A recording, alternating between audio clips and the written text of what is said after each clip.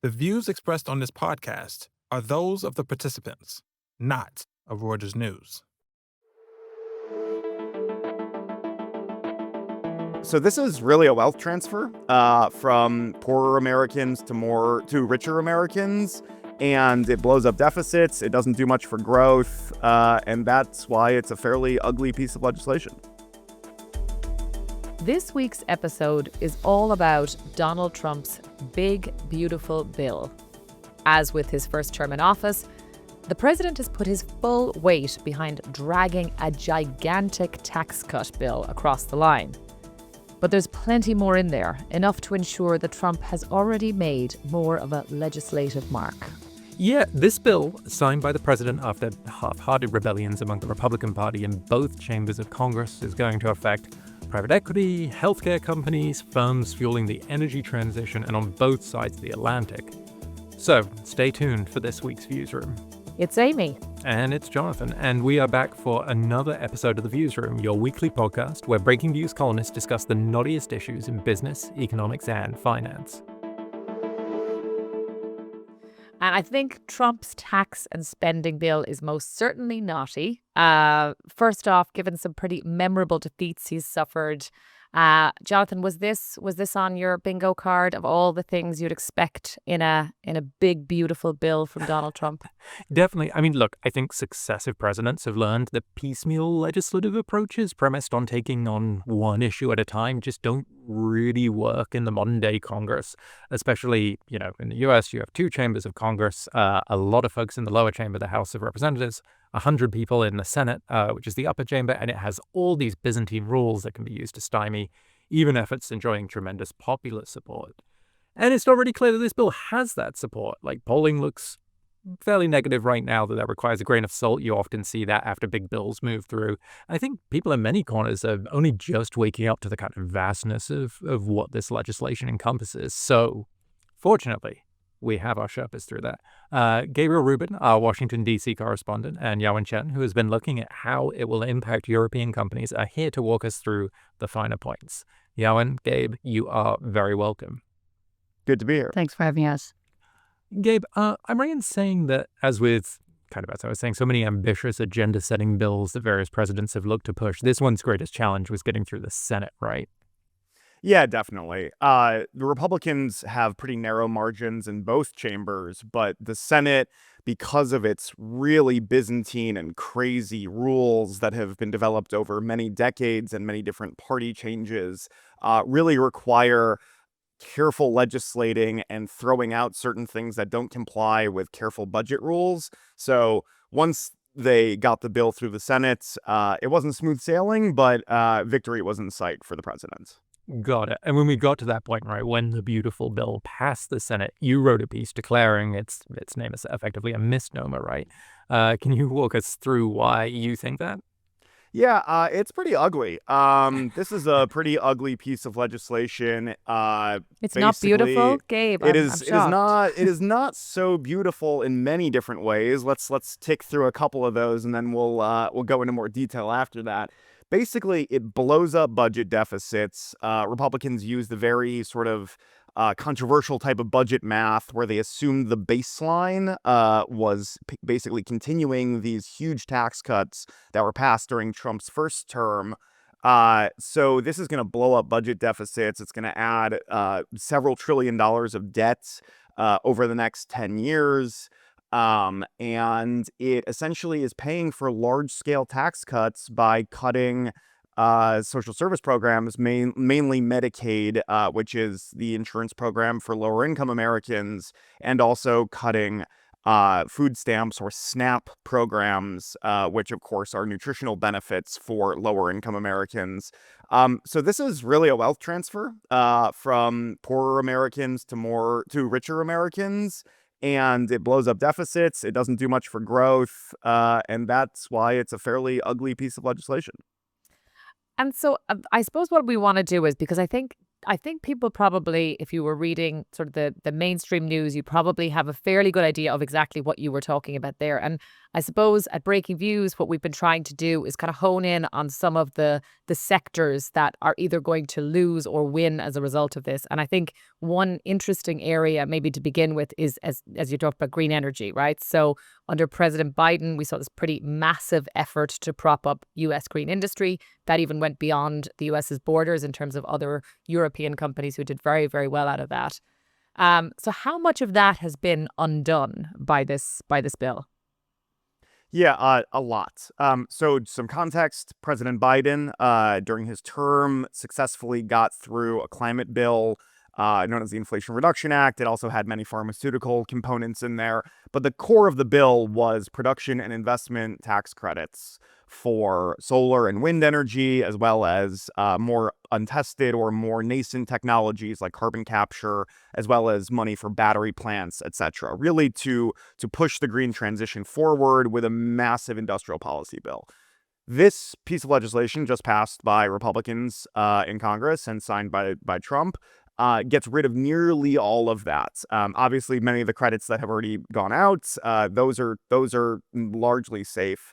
But for new green projects, especially for solar and wind projects that have not yet gotten off the ground, and for new technologies that have not really been developed yet or are still too expensive, as well as electric vehicle consumer credits, those are all out. They phase out at different times, but mostly in the next couple of years, those massive tax credits that were meant to make the U.S. a renewable energy powerhouse are being scaled down or gotten rid of altogether in order to fund these larger tax cuts and make some things easier for oil and gas companies as well. And are you seeing that get played out in like valuations? Like, is this like being seen as like a blank check for like Exxon, for example? Yeah, I mean, largely it's if you look at the renewable energy companies, I mean, renewable energy companies view this as apocalyptic, especially for instance, solar developers that are based in the US, because they also took out a provision that would have limited imports from China, which would have posed some issues to other parts of the renewable energy industry. But basically, developing a solar industry, developing a battery industry in the US is going to be significantly harder without these credits. And car companies are going to see it in terms of, the loss of electric vehicle credits and purchases of those cars. So this is a big hit to any company that was counting on those credits. And yeah, can I pull you in here? Because some of the companies were counting on these credits, right? Well, European companies, there was a big green energy push. Coming from Europe, you obviously have an industrial base there that had a head start, given that Europe has had a kind of more climate forward policy for a while. I mean, do they have a plan B? Was the US supposed to be like the great growth frontier, and now they're kind of in trouble? Or? Pretty much. I mean, I think the US, because of its huge electricity demand growth, coming out of AI, being a leader, and you have all these data centers are going to be built.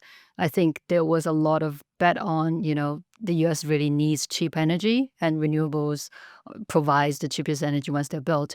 So you've seen companies like Ørsted, this Danish offshore wind developer, they had, I remember back in 2023 at their capital markets day, they were investing, I think, up to $75 billion globally to 2030. And about 40% of that was going to go to the US. And then, of course, things I happen. feel like There that's was crazy huge in the context of a Danish company, right? It's like just absolutely Yeah, massive. yeah. But I think offshore wind is also like one of the things that's if you want to scale, that's the technology you want to go for, because you can just build Right. on the sea. Um, and I think under the IRA, because of all those credits that was being offered to these companies, whose projects require a lot of upfront investment, right? And I think those credits usually cover about 30% of the capex.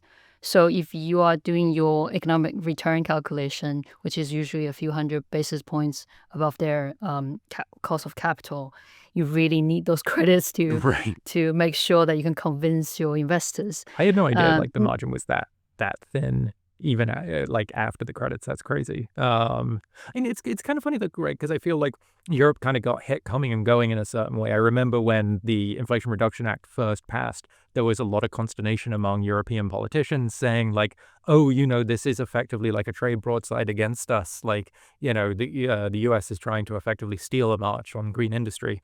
And now that the IRA is going away, it's a massive hit to European energy companies. Is it just like they got like sucked into like a kind of catch-22, like damned if they do, damned if they don't sort of situation? Yeah, there's a big question about if is the US still investable, right? Right. Now, I think kind of anchoring what Gabe was saying here, the new projects are really where the big question mark is. Because I think the law that's passed is not the worst case scenario for the existing projects. They still have like a 12-month window. They can try to rush off on those projects and they can still qualify under a 4-year safe harbor rule. But the question is what happens after next year, right? Like, um, where do you deploy that capital? And I And think a that's lot of yeah, sorry. Oh no, yeah, I was just going to ask. Like, that's the question that was on my mind as you were talking. It's like, what's the plan B? Jonathan's question was very much what I was thinking. Is that in a way you'd almost have like whiplash as a company thinking about the U.S. in recent years, right? So you've got this IRA, massive investment in green energy, then a complete reversal under Trump. I mean, would you be looking for a more like stable market, a more stable investment if you were one of these companies? Yeah, you would have thought like going back to your home market like Europe would be a kind of alternative because they still have a lot of green commitments. They most importantly, I think they want to wing off imported energy like those from Russia, sometimes from the US, as you could see from during the Iran attack, the US LNG was being diverted away from Europe. So you have this dependence issue that you need to address. And if you can build up renewable energy, which you already have a natural advantage at home, you can massively solve that problem. And don't forget, power prices in Europe is about 3 times as expensive as in the US. If you want to be competitive, you also want to build out as much cheap energy as possible. Absolutely. And so, as we shift away from green energy, maybe to a winner, maybe to the wealth transfer that Gabe was talking about. So, Jonathan, I need you to play half guest, half host, because I know that this is an area you look at very closely, which is private equity. Trump handed them essentially a kind of gift, right? In the fact that carried interest was once again spared. So why was that? Yeah, this is just the tax loophole that doesn't die. So effectively, the carried interest loophole is, sort of an advantageous tax treatment where stuff that kind of looks like income gets effectively treated as cap gains. Like it's one of those things that every president has really talked about, at least since I was paying attention back in the days of Obama. I don't know, Gabe, like you can correct me if I'm wrong here. Like, has it always just been a thing kicking around, or? I think capital gains tax it comes up in every these closing these loopholes comes up in every single tax negotiation and is rejected every single time. That's the thing. It's supposed to be like the broaden the base, lower the rates thing. It's just the base part never really happens. So yeah, I mean, look, it's perhaps unsurprising it got spared again. It got spared in the last Congress because of a sort of rebellion by one specific senator in the Democratic Party. Again, the U.S. Senate kind of standing in the way of these sort of changes. So it's effectively, this thing just seems to be a zombie. Everybody agrees that it's unpleasant to have it around, but it marches on nonetheless. But it's funny though. I mean, I don't know if you could, there's not too many like outright winners here, right? Because even some of the industries, like the private equity industries, like key customers, so think universities, endowment trust, like all of those things, they're being pressured by new taxes. So what do buyout players really think of this bill? So in one way, they've been spared. And in another way, pressure is being applied just sort of indirectly. It's interesting because so what ended up happening to endowments, and this is all sort of an outgrowth of the Trump administration's war on the Ivy League and like the top end of colleges, which I think they kind of see as an incubator of effectively like left-wing political thought or what have you.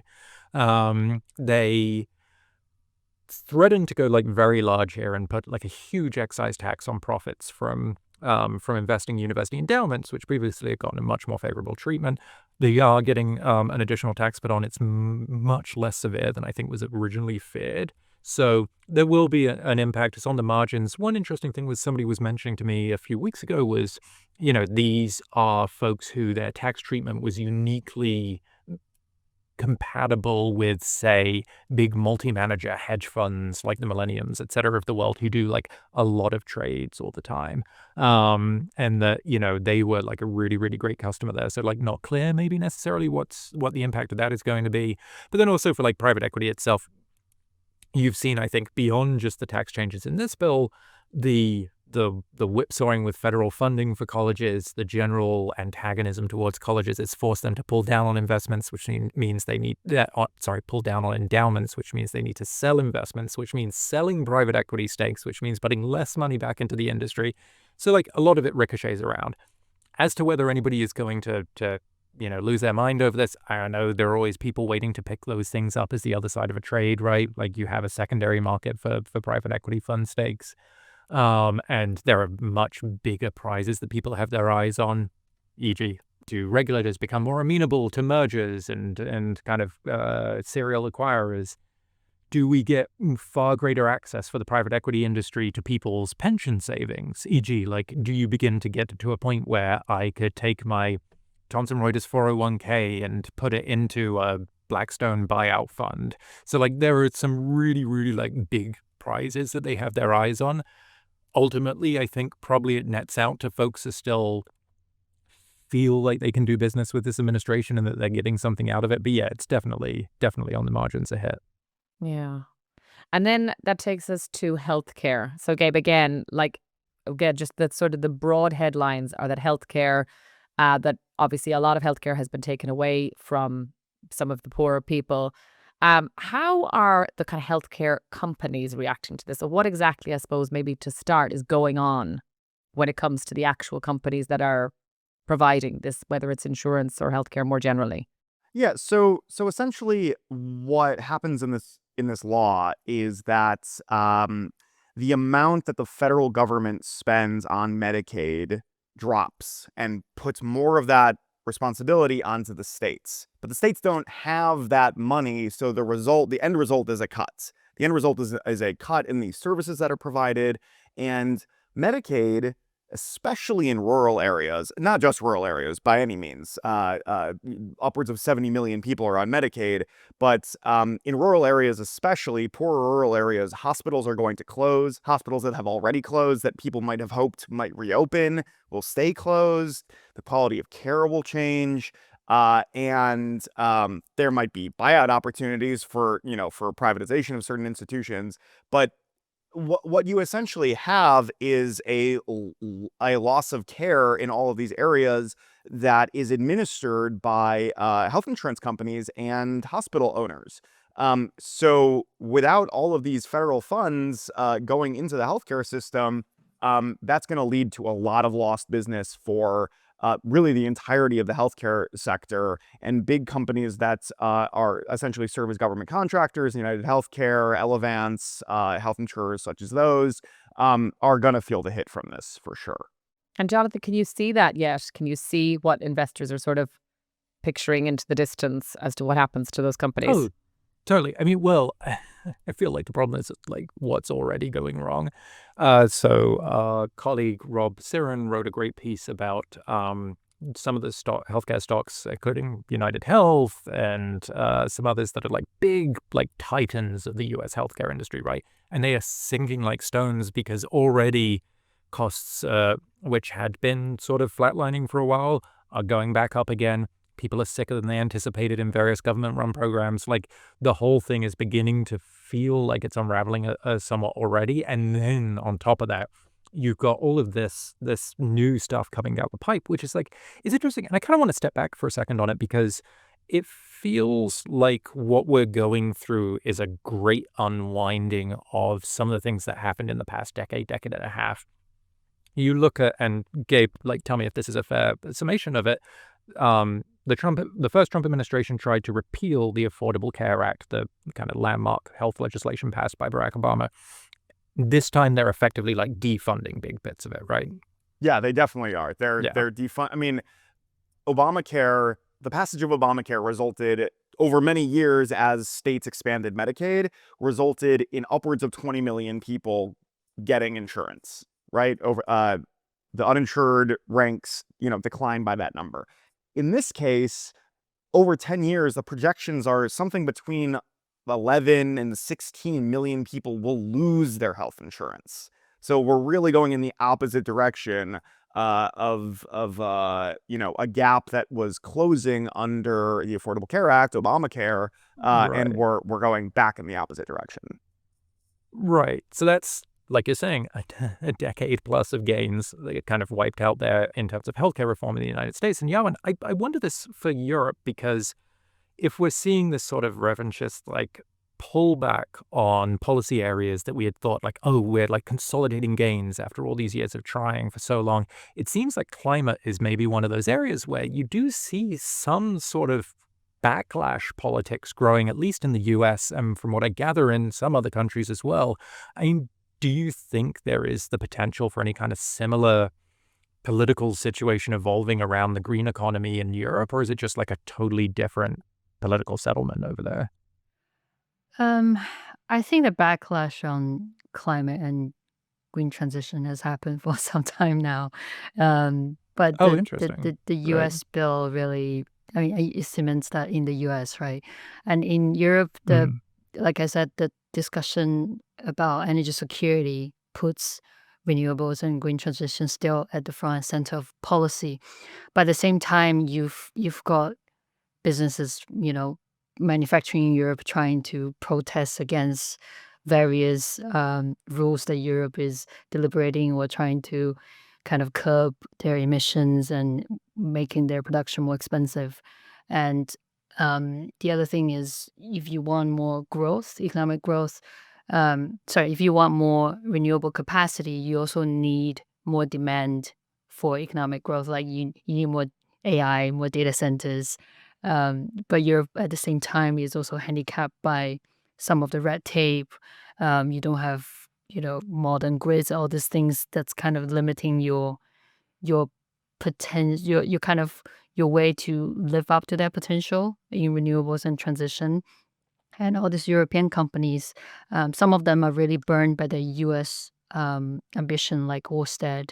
They have a lot of balance sheet repair to do, and a lot of them are also burdened with a lot of debt. So RWE, for example, is a German utility. They're trying to cut down their debt. They're trying to do more payouts. So you would have thought that maybe naturally Europe could just step up and do more policy support so that they can do more renewable heavy lifting. But in reality, there are a lot of constraints, and companies themselves are very cautious at the moment as well. So countries like the UK, you probably have to do more than you usually would have to kind of attract the kind of green investment that can change the status quo. Mm.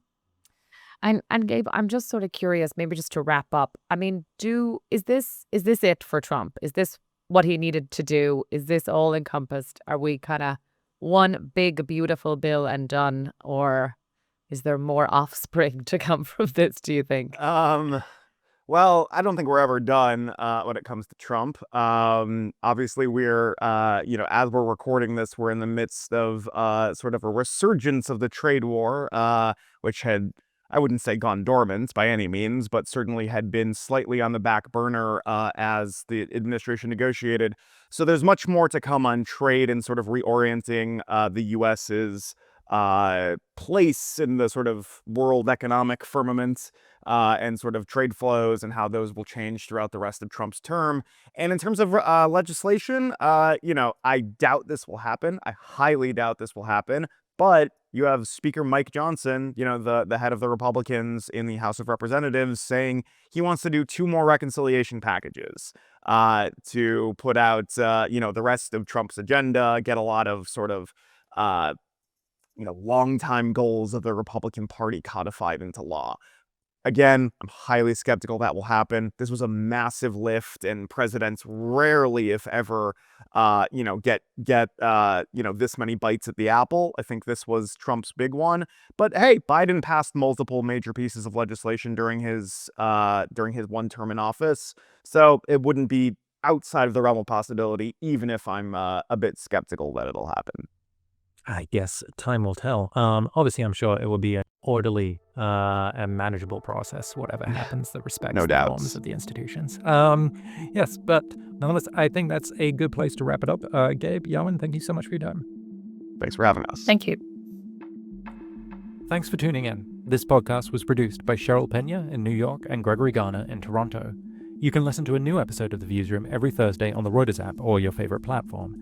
And don't forget to tune into our sister podcast, The Big View, every Tuesday, as well as the other great podcasts from the Reuters team. If you like what you heard, please follow The Viewsroom and let us know what you thought. And check out our views on the biggest stories in business and finance every day at breakingviews.com and reuters.com.